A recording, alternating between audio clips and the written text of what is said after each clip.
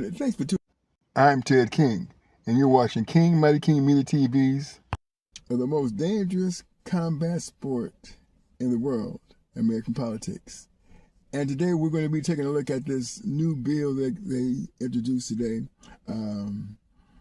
It's called the No Political Enemies Act. And it's predicated around this narrative of censorship of free speech and the capitulation of companies like ABC and NBC and others, universities, etc., that have been bowing down to the Trump pressures and the Trump regime. And so, they came up with this bill today. And so what it was the key speakers of this bill was Senator Chris Murphy, Senator Chuck Schumer, Representative Craig Kazar, Representative Chrissy Houlihan, Representative Jason Crow. They also had Senator Padilla, Senator Booker, Representative Frost, I believe. And they had a big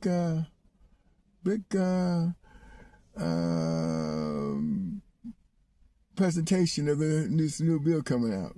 And so we're going to go to that, and we're going to show you the clips on that new bill called Nope. I see here in my notes it says Nope Act. So let's see how this thing gonna play itself out. It's getting hot in here, as they say in St. Louis. Let's go to the clip. Opposition. They aren't even hiding what they are trying to do.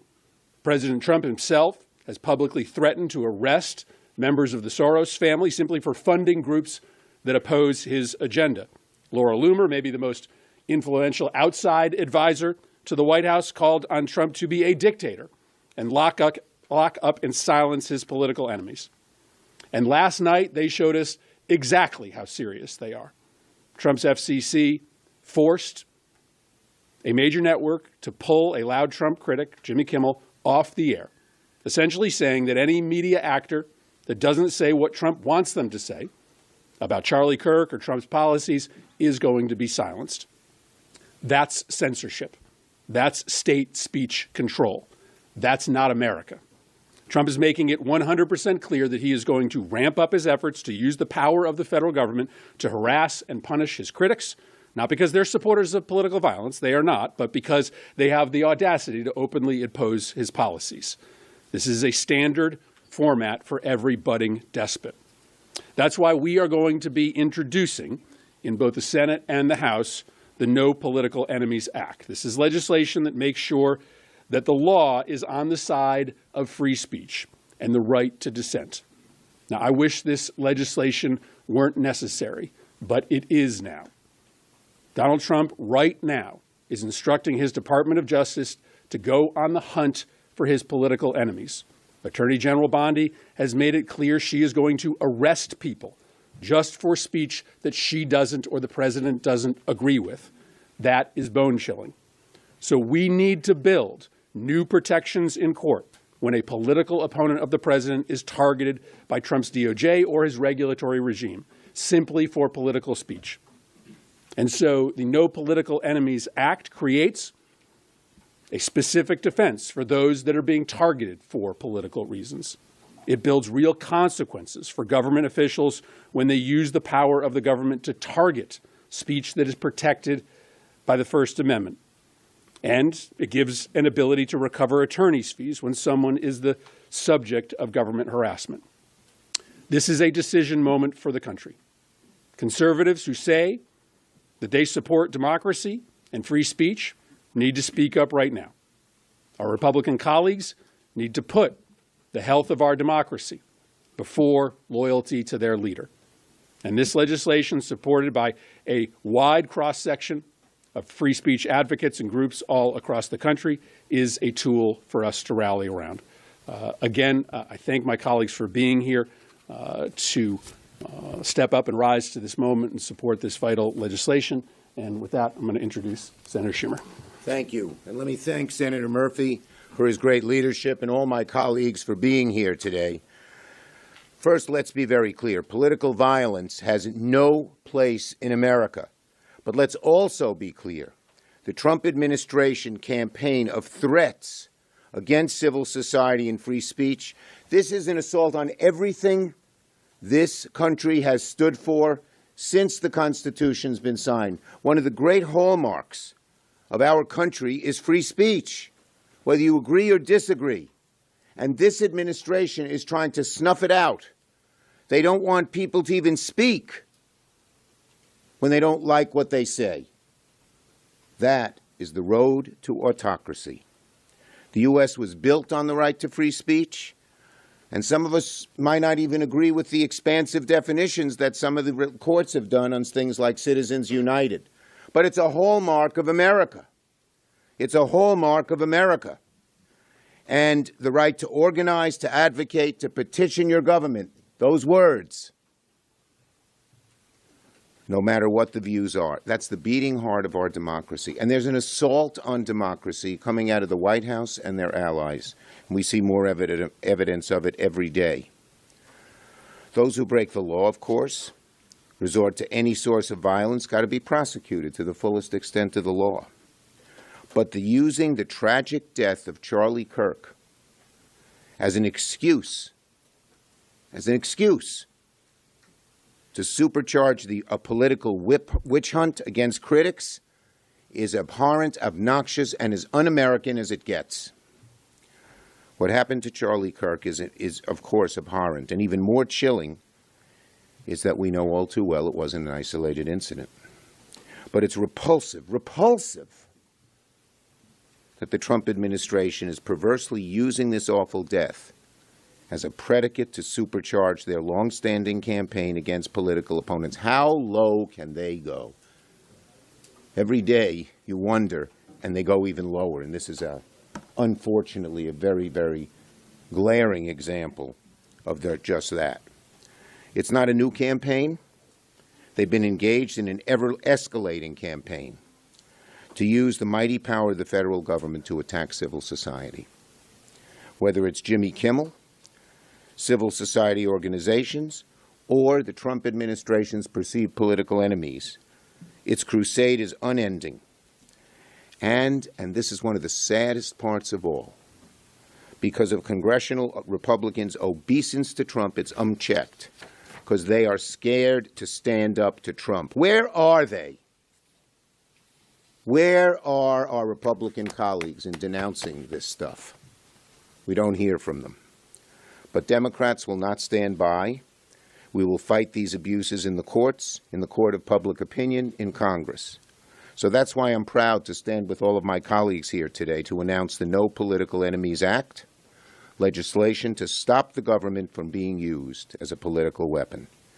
The principle is simple. No president, Democrat, Republican, has the right to turn the federal government into an instrument of political revenge. That is what they're doing. That's what autocrats do. It's the kind of thing that Xi would do, that Putin would do. And Trump is doing it. It's disgraceful. So, it's not hard to understand. NOPE Act says the government must not engage in political motivated targeting and retaliation. The threats of political investigations and retaliation from the administration against their perceived political enemies strike at the heart, the beating heart of what this country is all about and has been since the days the farmers on Bunker Hill put down their plows and took up muskets for things like freedom of speech. So, Democrats won't stand for it. We'll fight back. We will defend the freedoms that make America a democracy, not an autocracy. And I thank my colleagues for joining us. Thank you, Senator Schumer. Senator Van Hollen? Thank you.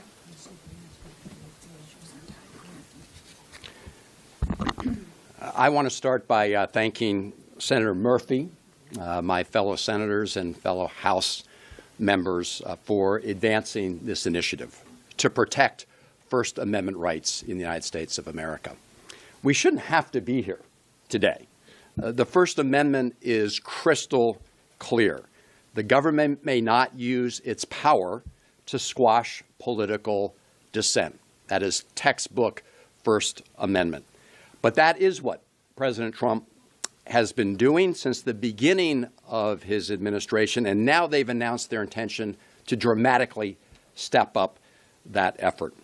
In the aftermath of the terrible murder of Charlie Kirk, President Trump could have united the country. He could have united the country behind the simple principle that political violence is unacceptable regardless of the source. Instead, he and his lackeys in the Trump administration, at the DOJ, at the FBI, at the FCC, and elsewhere, have decided to weaponize that horrible murder for his own political purposes, to use government power to crack down on dissent and to go after his critics.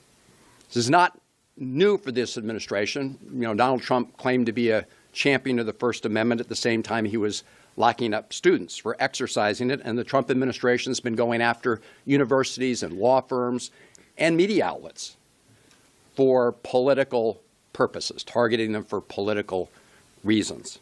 But this new attack on free speech is now accelerating. Trump and his Attorney General have vowed to go after groups and organizations whose views they disagree with. Just the other day, FCC Chair Brendan Carr threatened Disney, ABC, and Jimmy Kimmel. Here's what he said. I'm going to read one line from what he said. He said, quote, "We can do this the easy way or the hard way. These companies can find ways to change conduct and take action, frankly, on Kimmel, or there's going to be additional work for the FCC ahead."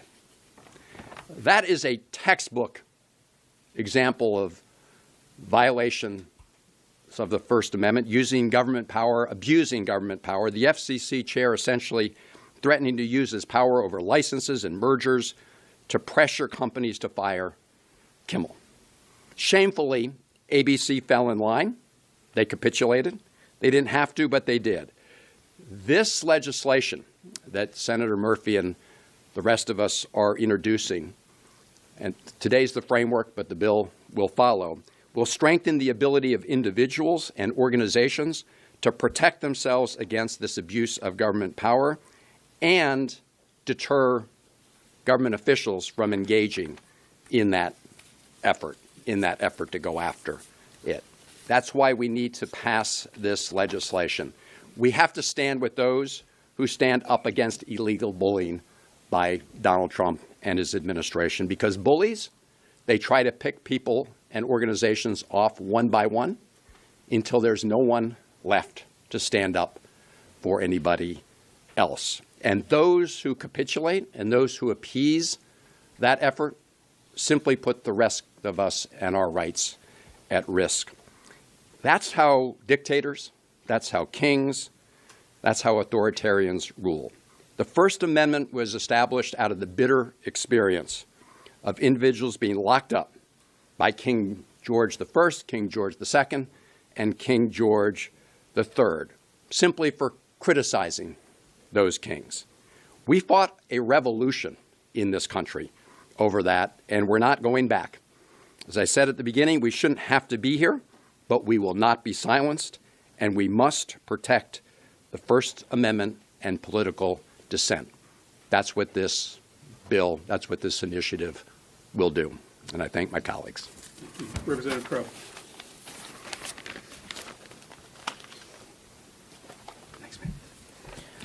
Thank you to Senators Murphy and Van Hollen in particular for conceiving of this legislation, and to all my colleagues standing here. We stand here united against political violence, condemning it in all of its forms and all of its motivations. And we stand here united in the breach in defense of the American right to speak, to protest, to dissent. I went to war 3 times for this country. I swore many oaths to protect the Constitution, to protect this nation when I did so. And when I did that, I did it knowing that I would be called upon potentially to give my life in defense for people to say things that maybe I disagreed with. Because that is who we are. That is what generation and generation of American before us has done, has sacrificed and sometimes given their lives. So we can disagree, we can debate, we can find that path to a more perfect union. And right now we are facing an unprecedented assault against that very value.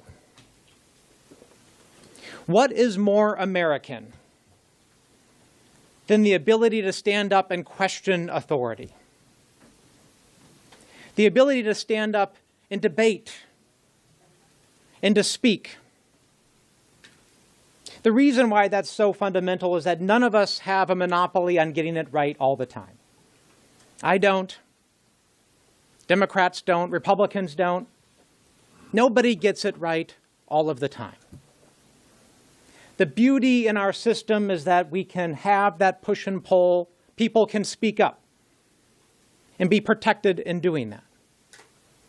But what we see out of Donald Trump and his lieutenants, like Stephen Miller and Laura Loomer, is an unprecedented assault on that very right. Fear and intimidation. An effort by them to say who can speak up and who cannot. An effort by them to say, and only them, who's a terrorist and who's not. Who has the right to speak and who doesn't. Power is always cyclical in America. And the reason why we protect it for everybody is that the minority and those not in power, now it's us, but sometime in the future it'll be somebody else, have that right to question us, to push back. And if we lose it, we all lose it. So every American, Democrat, Republican, and Independent must stand up in this moment to say no. We will fiercely defend and carry forward the torch of Americans who have fought and defended it in the past, and we will not allow us to lose it on our watch. This legislation is simple. It says that if you are a civil servant, if you are doing the work of this nation, to protect our food, to make sure plans land safely, to defend our country in uniform, that you also have the right to speak up and question authority. Because we will all be better off if we can say that. So we ask, we implore conservatives, independents, progressives, everybody to join this effort, because now is the time. Thank you. Senator Smith. Well, good morning. Good afternoon, I should say. Thank you, Senator Murphy, and all of my colleagues here. So I would like to read you a quote about the importance of free speech, the most fundamental of our values and rights as Americans. The quote is, "We don't have to agree with everything or anything that people say, but when political leaders represent an important constituency, it is incumbent upon us to at least participate in dialogue with them. We may disagree with your views, but we will fight to defend your right to offer it in the public square. Agree or disagree." Now, this quote isn't about being a Republican or a Democrat, though a Republican said these words. Vice President J.D. Vance said these words less than a year ago.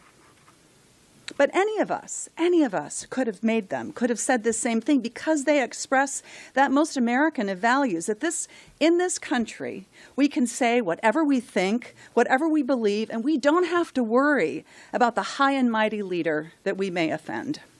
Our rights as Americans is to annoy and even offend whomever we like. Our speech, our words, our principles are protected. So as long as you're not making an actual threat, as long as you're not inciting violence or yelling fire in a crowded building, we can say whatever the hell we want about presidents and kings and about the rich and powerful. But we are losing that, and everyone can feel it. Just this morning, I was on the radio with a talk radio station in the upper Midwest, up in Fargo-Moorhead. This isn't some left-wing program. It's in Fargo-Moorhead. And as I was waiting to get on, I had a chat with the producer, and the producer said, "Senator, I didn't think that this could happen, but we are afraid that they're going to come after us, that we're going to get taken off the air." And that is not paranoia. When you see that the FCC, just as one example, how they are bringing the full force of the federal government down to silence the president's critics, that is not paranoia. Who wouldn't be afraid? We have been in a fever dream these last months, an escalating rampage of one side of our deep political divide trying mightily to exert maximum pressure on the other side, even at the cost of free speech. This is the balance of power that defines our Constitution. This is happening even at the cost of our more perfect union. And what we are doing today is we are saying, stop it, enough. We are at this moment in this great democracy, this great imperfect democracy, where we actually need to spell out clearly that there will be costs when the federal government tries to go after people and organizations in our civil society and take away their rights to participate and to speak out. We are saying enough. That must be what we protect in this government, in this country. Today, my Democratic colleagues and I are saying we respect your right to say what you believe, and we're going to protect your right to do and say what you believe. That is what this legislation is all about, because that is what free speech means in this country. Thank you. Senator Padilla. Thank you, Senator Murphy, and all of my colleagues for leaning in at this additional critical moment. This is the United States of America, where since the beginning we have protected free speech. That's why we're here today, because we have a president and an administration that has been weaponizing the government against their critics, plain and simple. An attorney general who is vowing to prosecute Americans for what she alone deems hate speech. A president who threatens a reporter with prosecution for asking a question about that. And Donald Trump personally suing the New York Times and the Wall Street Journal for publishing stories that he doesn't like.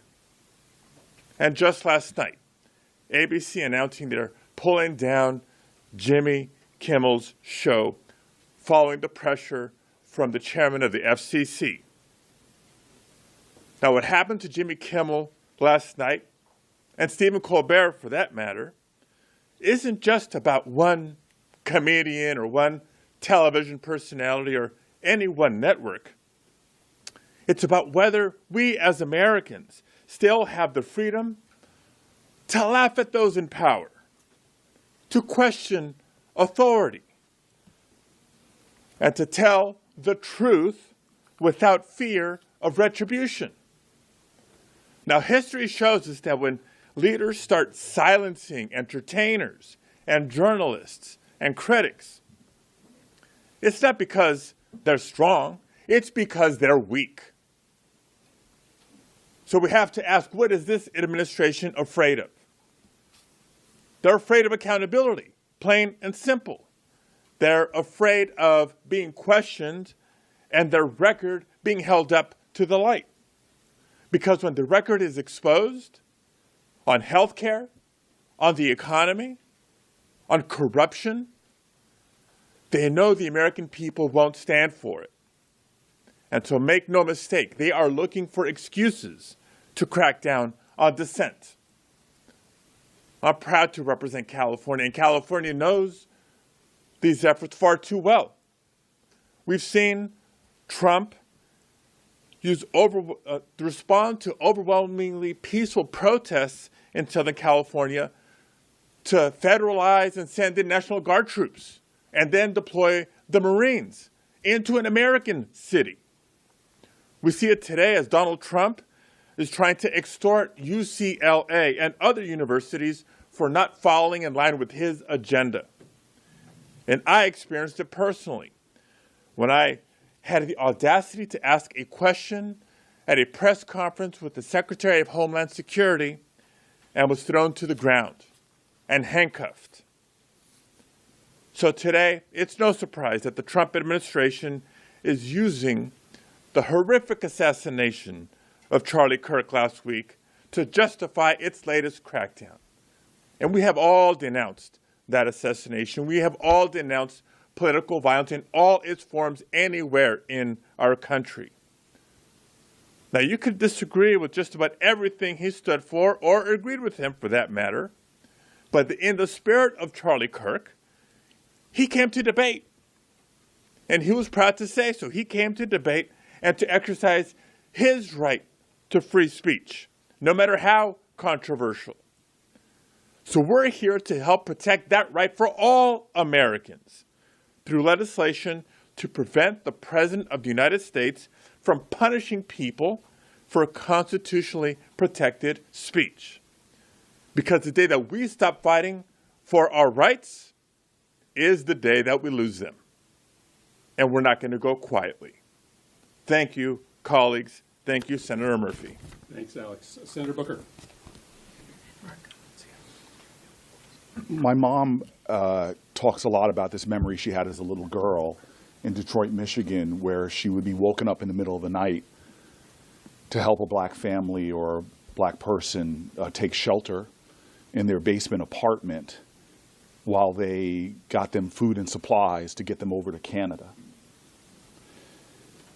And when I was young and growing up and first started hearing these stories, I said, why did you need to help black families escape into Canada?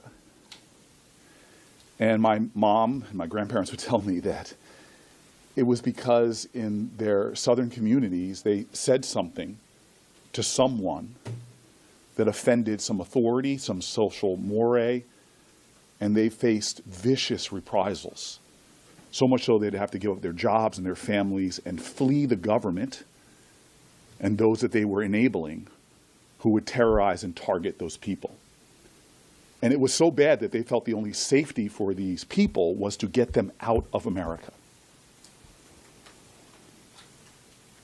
My grandparents witnessed the Red Scare and McCarthyism. They witnessed the targeting of artists like comedians that they loved, from Lenny Bruce, who was censored, to a whole generation of black comedians that were targeted for their jokes and what they said. My mom was an activist in the civil rights movement, and standing up and speaking truth could get you killed. From those who went out to register people to vote, like Goodman, Cheney, and Schwerner, to people like Fred Shuttlesworth that had their houses bombed and their families attacked for what they said, for speaking truth to power. I'm proud of my family. I'm proud of the fact that my grandparents, at a terrible time in our country's history, did actions of defiance, defense, and actions of democracy. I just want to tell everybody right now, we are in our dark and dangerous time in America. This is a dark and dangerous time. And it's a time that we do something about it, and it starts with speaking up. I would like to believe that my grandparents in heaven right now look at this legislation and are proud of it. But this legislation is not enough.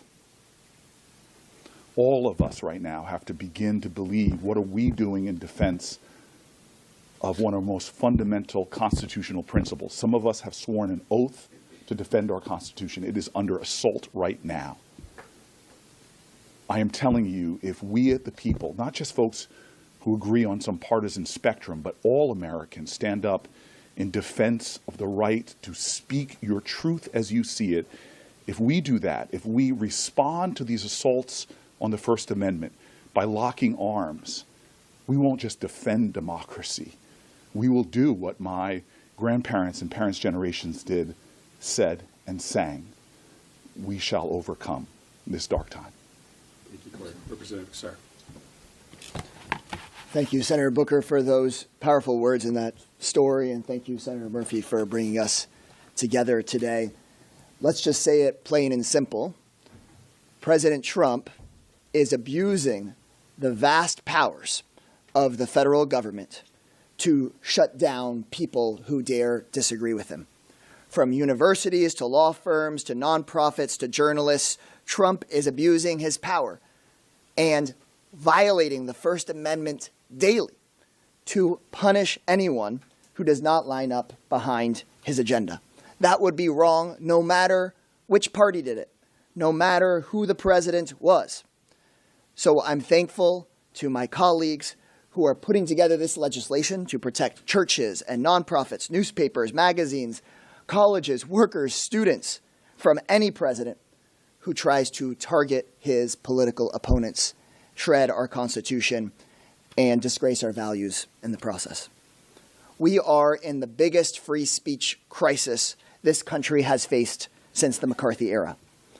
The murder of Charlie Kirk was a horrific crime, and it's clear that Trump wants to hijack that horrific crime to silence anyone who disagrees with the president about any issue.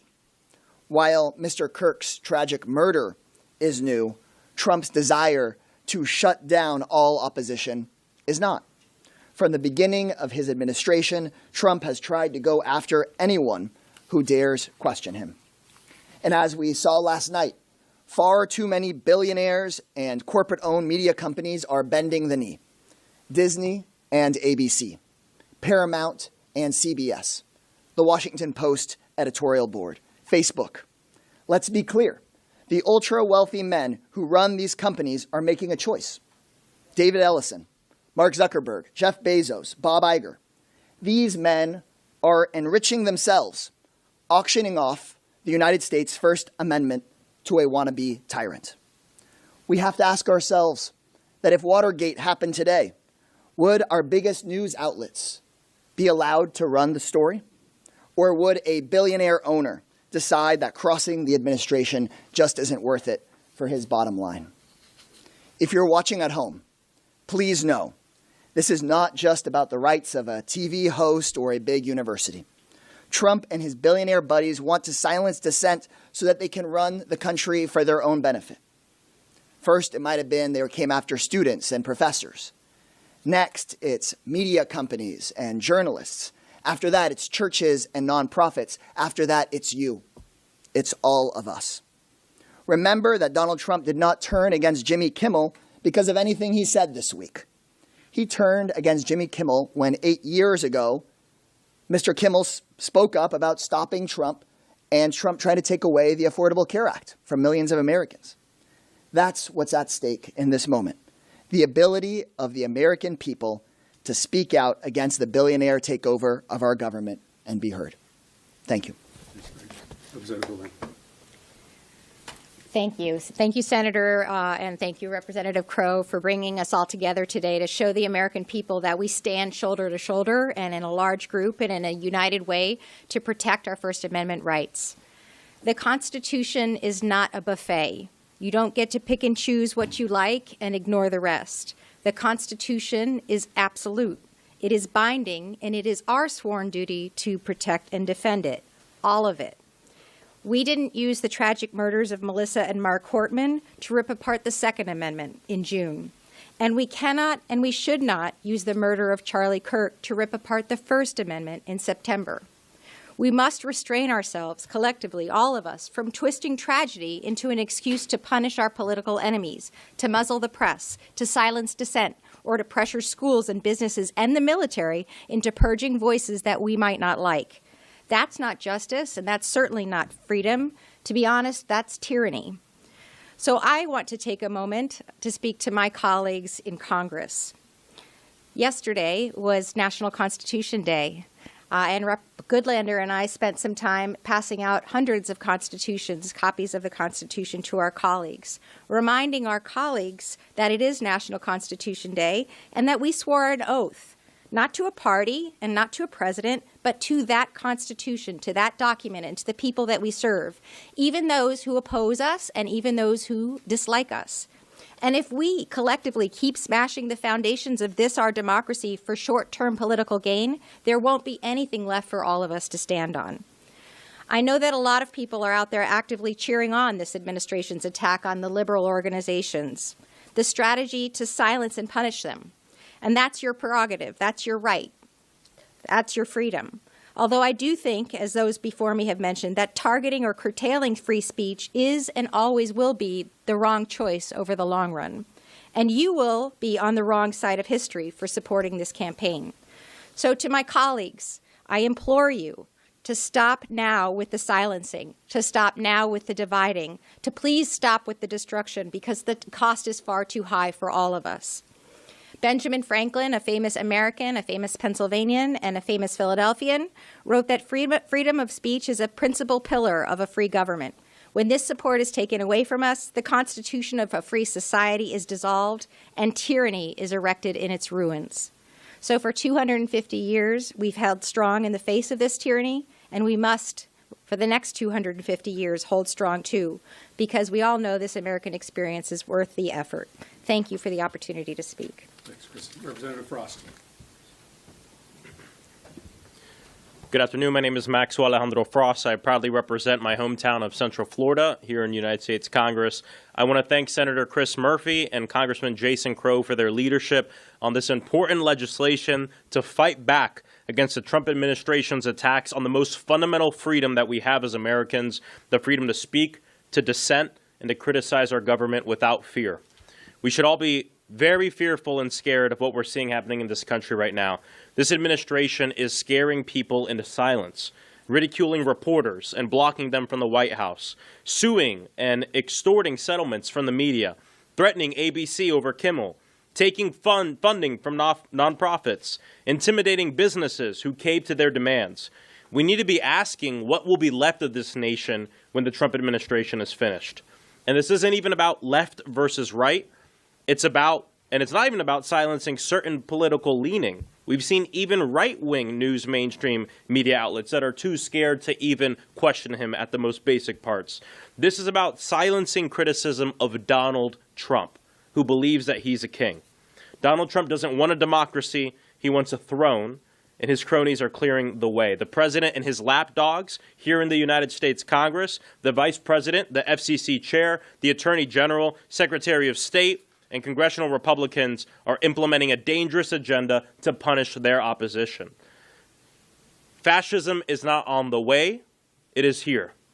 The First Amendment is how generations of Americans, from civil rights activists to labor organizers, American worker, LGBTQ+ activists, have fought for progress, and it is our power.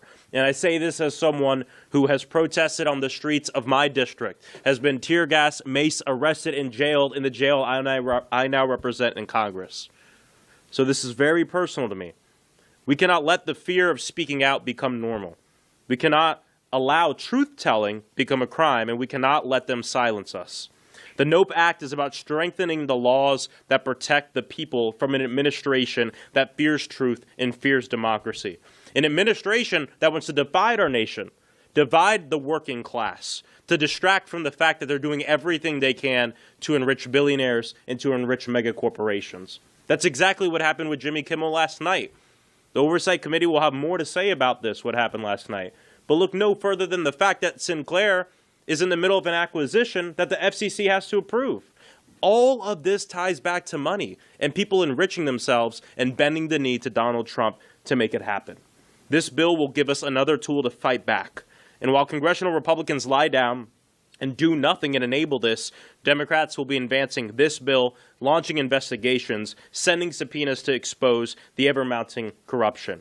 When we don't have all the power we want, we use all the power we got, And that's what this bill is about. When we use every tool we have, especially our freedom of speech, to stand up to the onslaught against the American people, we can win. And I encourage my Republican colleagues to join us on this. Thank you. Thanks. Maxwell, I'd be happy to take any questions. Senator Murphy, it's not only just President Trump who's doing this. There are a lot of your Republican colleagues in the House tried to censure Ilhan Omar last night. They're calling people's employers. How can you not only do protections for people who are targeted by the president, but members of Congress and anybody who's trying to go after and get people fired for their jobs? Yeah, I mean, this is going to be an epidemic where there will be speech control, both in the public sphere but in the private sphere as well. These corporations are so greedy that they are willing to do anything and everything in order to make as much money as possible, including being lieutenants in Donald Trump's effort to try to control political speech. So, listen, we need to be talking not just to President Trump and the broad public, but to the corporate community as well, and put the question to them. You're going to rue this moment. You're going to regret this moment on your deathbed when America is no longer a democracy anymore, and you were willing participants in the effort to destroy political speech, either by shutting down voices like Jimmy Kimmel that had every right to be able to speak in dissent to the president, or patrolling the speech of your employees who have just as much of a right to express their political opinions as well. So this is a big job because we have to be speaking to our Republican colleagues to get them to do the right thing. We've got to be talking to the public, but we have to be talking to the corporate community as well. Senator Murphy, thank you. I know where you stand, but is your leadership willing to shut down the government because, as you know, you all fund the FCC over this? I mean, they need your votes to keep the lights on. Well, listen, Republicans won't even talk to Democrats right now about how to keep the government open and operating. So right now, it's clear that the Republicans are gunning for a shutdown because if they wanted to keep the government open and operating, they would be having conversations with Democrats. I'll just speak for myself. I do not think Democrats have an obligation to fund the destruction of our democracy.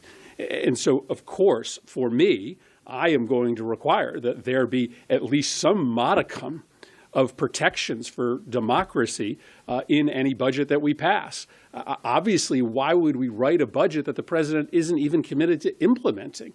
Why would we fund this level of lawlessness at a moment that the country is under threat? I guess that wasn't the right answer. So, go ahead, we'll take a couple more. Okay, so if Democrats were to get the gavel before Carr's term is over, what does that mean? Schumer has called for him to resign. So do you guys have any power to see a path forward for, handling the Carr situation? Well, it's been pretty remarkable how honest Brendan Carr has been. He's making the rounds of right-wing media, essentially celebrating the fact that he is using in an illegal manner the power of his position to shut down political speech. He really doesn't talk too much about hate speech or violent speech. He just is clear that he's trying to silence progressive voices. I think that creates a real political problem for the president, but also a legal problem for the FCC. So the more that Brendan Carr talks, the less likely it is that their actions are going to be able to hold up in court. Senator, one argument that we've heard from some conservatives today regarding Jimmy Kimmel is that the Biden administration did the exact same thing when they pressured companies like Meta and Google last year to censor, in the last few years, to censor information related to COVID. So what would you say to Republican, your colleagues who are saying this? Yeah, that's simply not true, right? To try to equate making sure we get out good information and appropriate information versus the propaganda and the misinformation and the lies that are being put out by this administration are simply not the same thing, right? We're looking for freedom of speech. We're looking to protect it for everybody. And what we're seeing is an unprecedented effort to crack down on all speech. As our colleagues said, almost regardless of the source, right? Right now, it's Democrats and it's progressive organizations, but it also has been conservative organizations. It's anybody who dares question the authority of this president. Whether there's an R or a D or a U behind your name. Right into the first question, this is not just a story about a runaway president who's looking to abuse and consolidate power, right? Because that actually was envisioned in the Constitution. And that's why the Constitution was built the way that it was, to distribute that power. Because there are a lot of people who do have power. The majority of this Congress has the power to stop it right now. Big businesses, universities, law firms, media conglomerates, they face a choice. They can stop it and stand in the breach right now. But if they don't right now, 3 months, 6 months, 1 year later, everybody starts losing that power over time. So now is the moment to use it. Take one more thing. Thank you, Bridget. I'm going to try and sneak in two, and the White House reporter trip, so I'm happy not to be one. Congress is the best, is what I'm saying. Two questions as a reporter. Two questions. One, in terms of what you all can do, you said that some said the FCC commissioner should resign, but should he be impeached? That is potential motion on the floor that could be accepted for House members especially. Number two, what is Democrats' responsibility for the rhetoric right now? We heard your fellow member, I'm sorry, who left, talk about fascism, saying we're having fascism now. We know the suspected shooter in Utah had the word fascist on supposedly one of the rounds of artillery. Republicans say that Democrats are part of the problem right now because of using words like Nazis and fascists. Those are the two questions. Well, listen, we have to tell the truth. And the truth is hard to hear right now. The truth is that Donald Trump is trying to destroy our democracy. He is trying to silence free speech. He is acting in a way that is scarily similar to many would-be despots all across this world, all across history, who have tried to transition a country from democracy to autocracy. And so we have no obligation to sugarcoat the gravity of this moment. The only way we save this nation is if the people of this country rise up in peaceful protest, if they mobilize all across America. These companies won't really think twice about their money grab until they know that the American people are firmly on the side of protecting free speech. And so the only way that you build that kind of mobilization is to tell the truth. So this is another tried and true tactic of despots, is that they label any criticism of them as hate speech or terrorism or incitement to violence. This is how democracies disappear, is that you allow the regime to create terminology that essentially invalidates the ability to speak truth to power, and we're not going to let them silence us. I don't know if you want to take the, yeah, great. All right, thank you, everybody. Appreciate it. Thanks, guys. Thanks, everybody.